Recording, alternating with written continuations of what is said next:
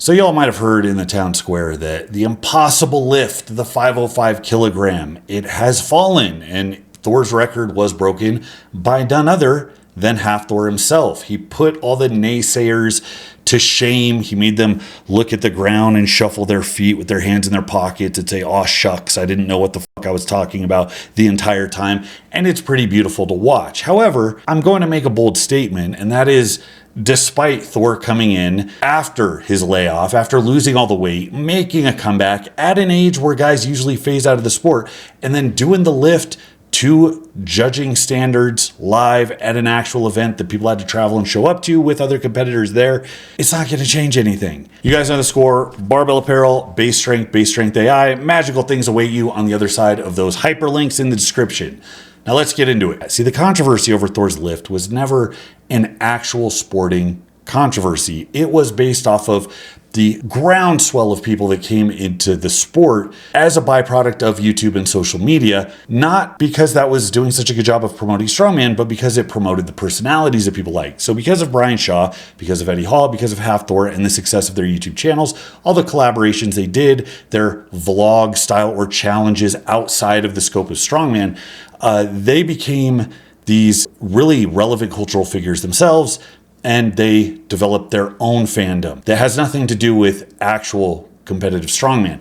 Now, most sports are filled with fans that are low to mid information. Maybe they dabbled at some point in their youth. Everybody has the drunk uncle that yells at the TV during the Super Bowl every year because he played second string JV back in 1983, but he knows more what plays to call than the coach that gets paid millions of dollars to deal with the best athletes in the world.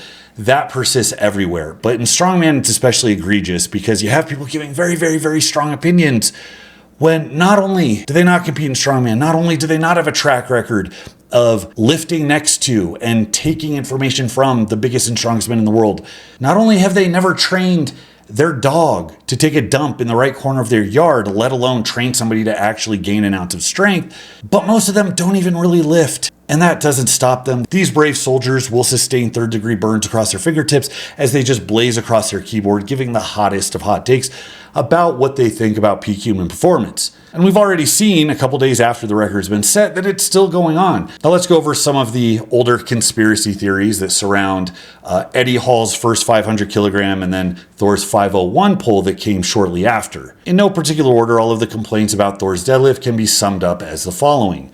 His dad weighed his plates / judged.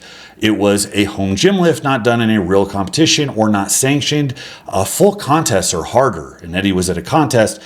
Thor just did a small increment to be petty. He couldn't pull it again. He tried multiple times in the last couple of years and failed, which means the first one was probably fake.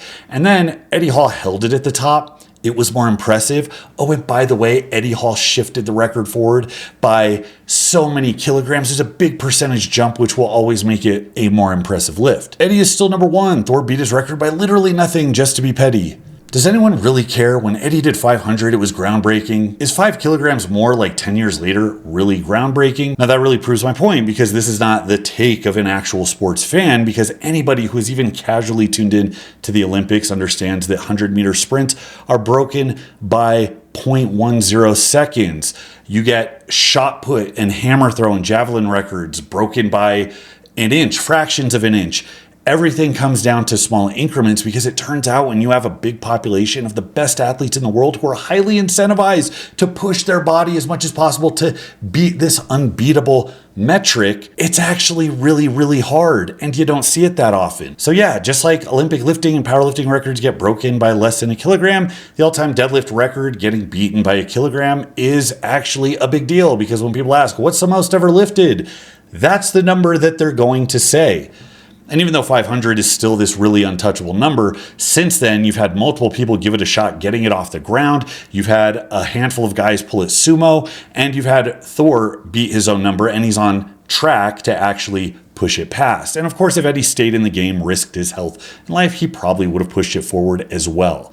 This is just the process of the seemingly impossible now becoming more routine, but it doesn't change who has the top spot. Cue the Vin Diesel quote. It don't matter if you win by an inch or a mile. This is my favorite when people compare the difficulty. Thor and Eddie's 500 are not the same. Eddie held it for like 6 seconds 1,000 times more impressive than adding 1 kilogram.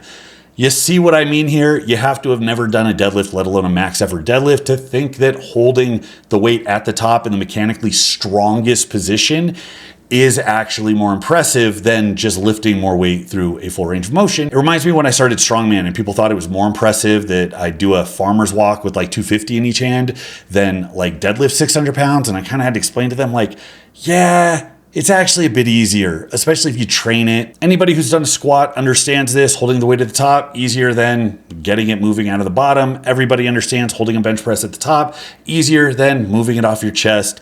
I shouldn't have to explain this, but we're just getting dunked on by white belts here, so I have to. Thor tried the deadlift twice in a professional setting and he failed. This is my favorite because this is a flat earth conspiracy theory that it was actually a fake lift. He must use fake plates. Magnus for Magnuson judged a fake lift live. ESPN aired a fake lift live. All of the people there that were weighing the calibrated plates on a scale where it was reading that they weighed what they weighed because they were calibrated plates, they were all in on this conspiracy for Thor to just chip Eddie Hall's deadlift record. Let's forget about him being literally one of the most dominant deadlifters in competition ever. And I think it shows how new the average fan is because it feels like yesterday to me when Thor pulled that. It was during COVID. It sucked. There were no competitions. It was a big deal when Core Sports came out, teamed up with WS, did sanctioned competitions where the best of the best, I mean, Zadrunas was judging these remotely. You were getting the best competitors who were still able to give some performance, some exhibition. Exhibitions are at like the very heart of strongman,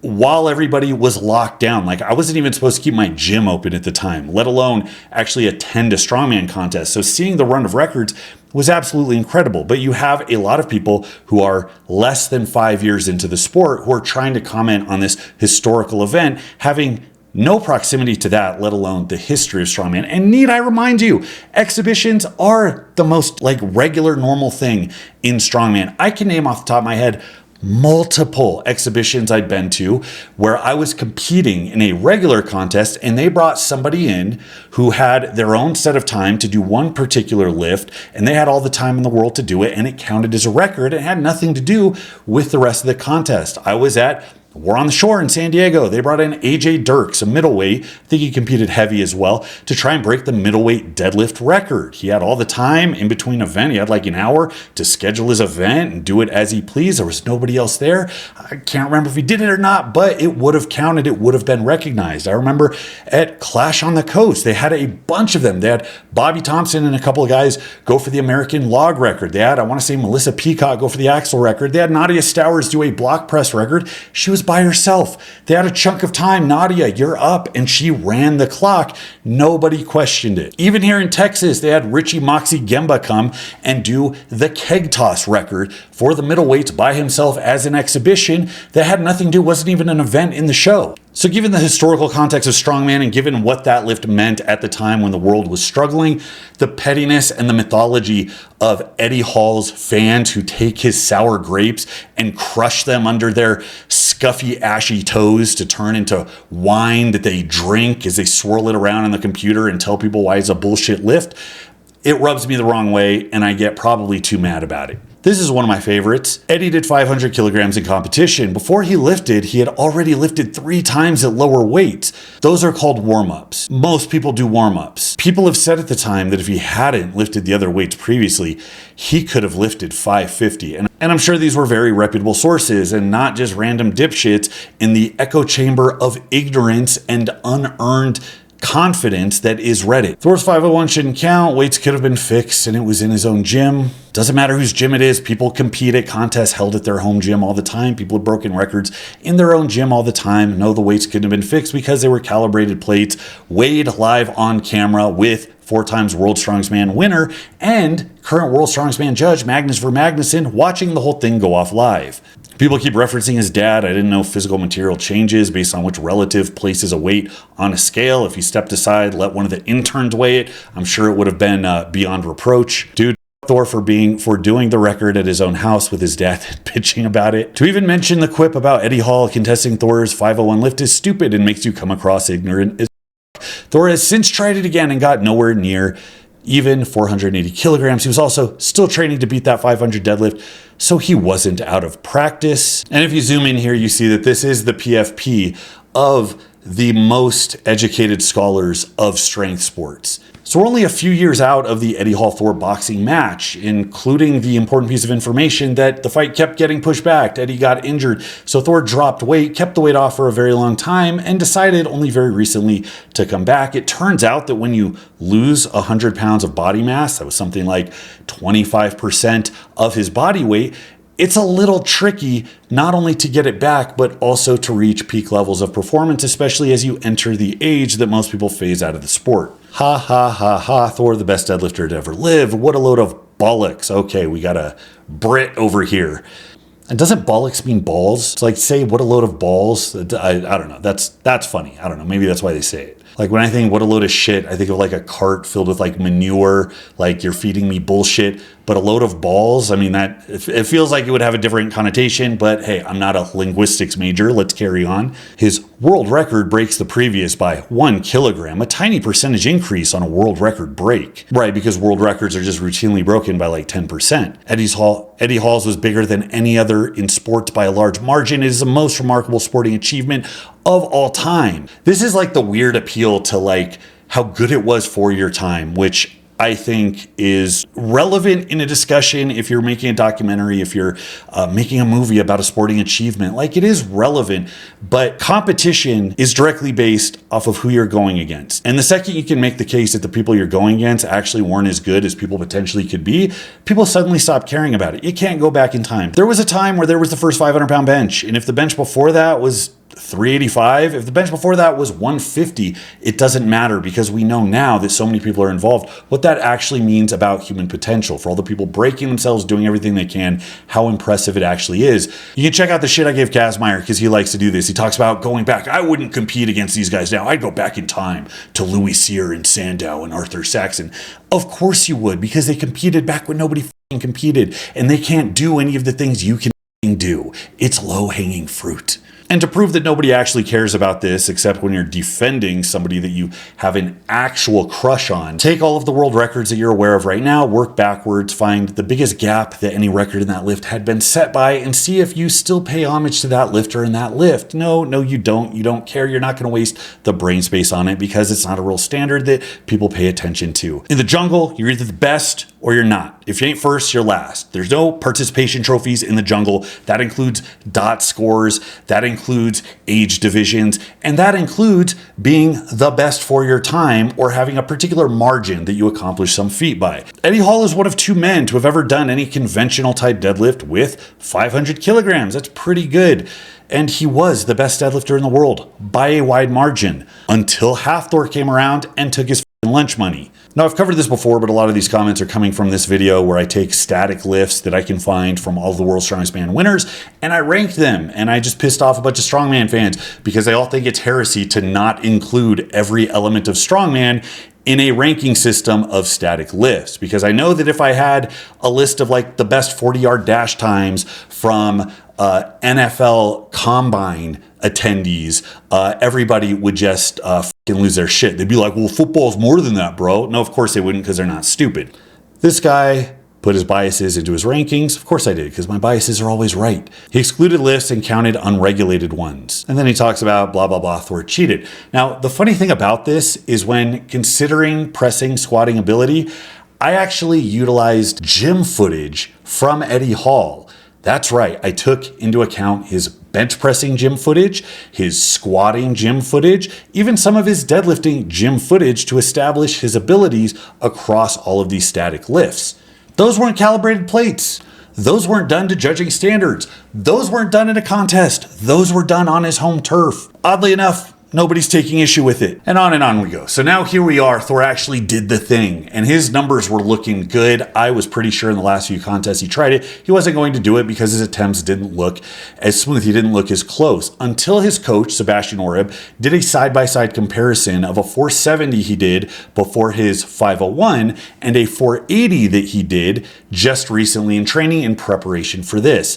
And it looked good. The 480 now looked better than the 470 then. It was smooth. He looked like his peak was going off perfect. And one of the things that Thor has, besides freak genetics, being a 6'9" Icelandic monster, forget about the Bell's palsy, making him look like Bluto from Popeye. The guy is just gifted in so many different ways, but his coach, coming across an actual meticulous coach and staying by him through all these years is one of the best things he could have done, because he's not going off vibes, what he thinks has worked. They're very meticulous in applying patterns of training that have gotten them good results, and they're constantly comparing where are we now compared to where are we before. There's no new voodoo. No, hey, let's try this other thing. It's wash, rinse, repeat. And that's why I'm actually pretty confident that if he wants to push this further, he's going to be able to. Now, obviously, there's going to be risk of injury. Life happens, stuff happens.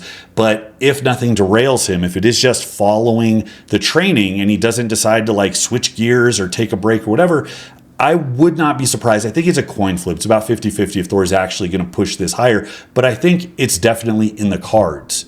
Now, I said at the beginning, this isn't going to change anything, and that's because the people evaluating this are not sports fans who are in tune with the last 40 years of precedent with strongman, with regards to the equipment used, with regards to what constitutes a good lift, and on and on. These are people that look at Eddie Hall's bloated, overfed porpoise physique from when he was at peak Eddie Hall, and I'm not even talking shit. It is a sight to behold. It's Kyriakos level lore. That Eddie Hall, it looked like the king walrus that just ate an entire swordfish from the beak and then made love to his harem of female walruses. I just started playing Ocarina of Time again. I mean, he looks like King Zora. But these people are loyal followers of the man, and without having any experience, expertise, authority, or reason for anybody to give a shit about their opinion, are going to stroke his giant swollen walrus testicles until their dying breath. Did his dad weigh these again? Eddie Hall's 500 was more impressive than his 505. Those who saw Eddie's video know that. He's 18 centimeters taller than you. You're a legend. He wouldn't be able to do that if he was your size, because we all know